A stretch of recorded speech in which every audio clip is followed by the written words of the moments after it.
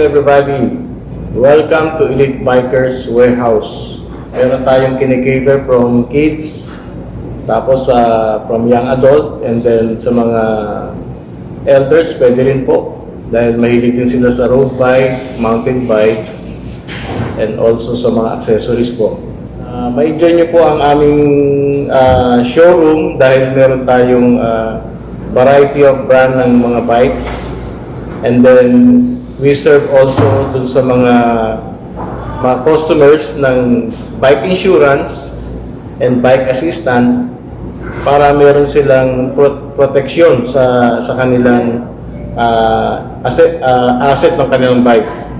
Last year, 2020, nagkaroon tayo ng pandemic period or case ng buong Pilipinas sa viruses na to.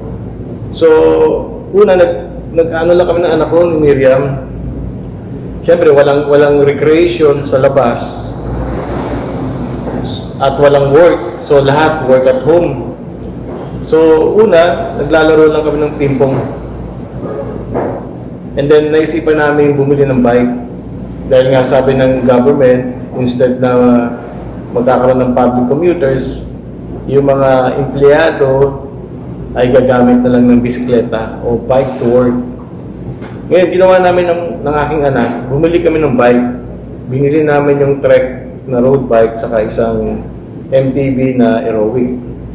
In short, sabi ko sa anak ko, parang may inspiration na dumating sa akin. Gusto mo ba magkaroon tayo ng bike shop o magtinda tayo ng bike? Kasi meron kaming 3 million capital to start up the business. Ano gusto mo, mag-invest ako sa iba o tayo na lang ang magtrabaho ng investment? In short, sabi niya, tayo na lang. Kasi it is better na tayo yung mag-handle ng kapital, tayo rin ang magpalago ng kapital.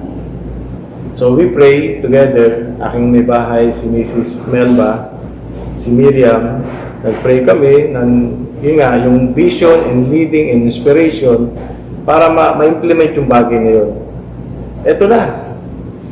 After a year, 2020, June, nag-start kami. Until now, nag-blooming ang bike industry. Tapos marami akong nakilalang mga businesses or businessman, marami akong nakilala mga politician, marami akong nakilala mga entrepreneur, and then they are so inspired na pumunta dito sa Elite Bikers kasi yung customer, hinahandle namin as a king. Ayaw naming mag-disappoint ang customer. Sabi nga namin, kung hindi kayo masaya, pwede nyo ibalik yung bike. Or kaya, kung hindi kayo masaya, anong pwede namin, paano namin kayo masasatisfy sa gusto nyong brand ng bike. So anyway, almost 90% customers satisfied. Yun ang maganda sa amin. Kasi alam nyo, pag ang isang bagay, maintindihan mo yung business ay hindi lang siya, sabi natin, very meticuloso ang pag-handle ng business, lalo na pag startup pa lang eh. Dapat iisipin mo yung mga customers ay may value yung ibibigay nilang pambayad sa iyo eh. Hindi sila bibili ng simpleng bagay na para lang sa pleasure nila. Kaya ang sabi ko sa kanila, sir, ang benefits nito hindi lang sa physical body, kundi sa mentally spirit natin na magkakaroon ng new concept, new idea, or sabihin na natin, marirenew kayo. Every time na nagbabike ako as a bikers ng Elite Bike, marami akong nakitang advantage sa pagbabike. Physically, mentally, spiritually. So, ang advantage po sa Elite Bikers, pag bumili kayo ng bike, meron kaming partners, mercantile. Ito yung mga insurance, they cater the insurance of bike assistant, they cater bike insurance na magbe-benefits po ang mga customers. So, kailangan natin ng bike insurance or kaya yung mga bikers na gumagamit ng bike during bike to work. Siyempre, alam natin sa Pilipinas ang ating traffic daily routine. Kung meron kang insurance, meron kang assistance sa bike, maganda may protection ka.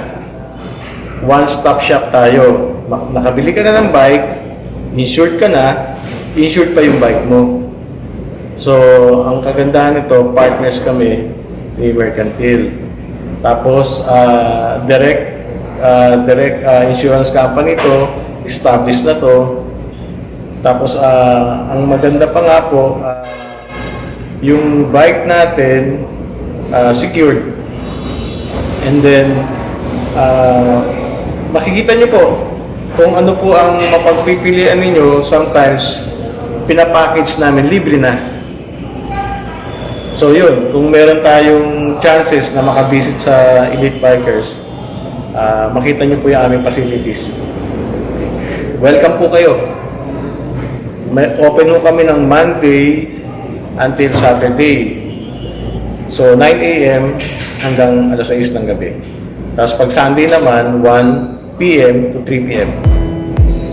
Meron po kaming Facebook, meron kaming YouTube, and then meron kaming billboard. Masyal kayo dito, sir. Ma'am,